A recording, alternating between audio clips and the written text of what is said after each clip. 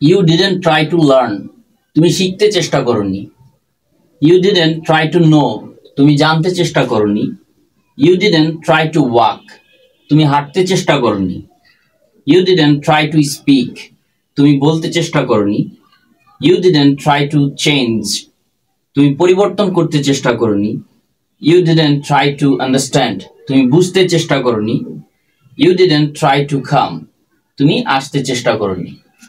এখন স্ট্রাকচারটা হচ্ছে সাবজেক্টের পরে ডিড নট, তারপর হচ্ছে ট্রাই টু, তারপর হচ্ছে মূল ভার্বের ওয়ান।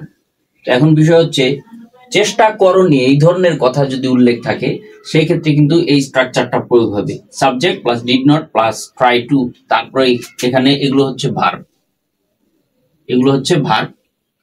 এই ভার্বের জায়গায় আপনারা চাইলে বিভিন্ন ধরনের হাজার হাজার ভার্ব ব্যবহার করে সেন্টেন্স তৈরি করতে পারবেন। যেমন you didn't try to learn, তুমি শিখতে চেষ্টা করনি। এখন এখানে যদি আপনি অন্য কিছু ব্যবহার করেন, অন্য কোনো ভার্ব ব্যবহার করেন, যদি বলেন তুমি বলতে চেষ্টা করনি, you didn't try to speak অথবা সে অথবা টেল। তো এখন বিষয় হচ্ছে এই ভার্বের জায়গায় আপনারা বিভিন্ন ধরনের ভার্ব ব্যবহার করতে পারবেন, ব্যবহার করে অনেক বাক্য তৈরি করতে পারবেন। তারপরে এখানে আছে যে সাবজেক্ট, ইউ, ইউ আছে সাবজেক্ট। এই সাবজেক্টের জায়গায় আপনারা চাইলে অনেক ধরনের সাবজেক্ট ব্যবহার করতে পারবেন। ইউ এর এখানে যদি আমরা আই বসাই, আই, তাহলে কিন্তু তারপরও সেন্টেন্সটা হবে। যেমন আমি শিখতে চেষ্টা করিনি, I didn't try to learn. আমি জানতে চেষ্টা করিনি, I didn't try to no. I didn't try to walk, আমি হাঁটতে চেষ্টা করিনি। I didn't try to speak, আমি বলতে চেষ্টা করিনি।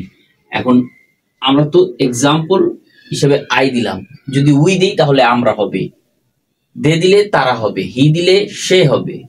এখন এইখানে আপনারা যত ধরনের সাবজেক্ট আছে ওই সাবজেক্ট ব্যবহার করেও আপনারা সেন্টেন্স তৈরি করতে পারবেন।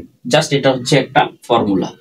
প্রথমে সাবজেক্ট বসাবো, সাবজেক্ট আমরা বসালাম, তারপর হচ্ছে didn't try two, didn't try two এটা হচ্ছে স্ট্রাকচার, তারপর হচ্ছে মূল ভার্বের ওয়ান বসাবো আমরা।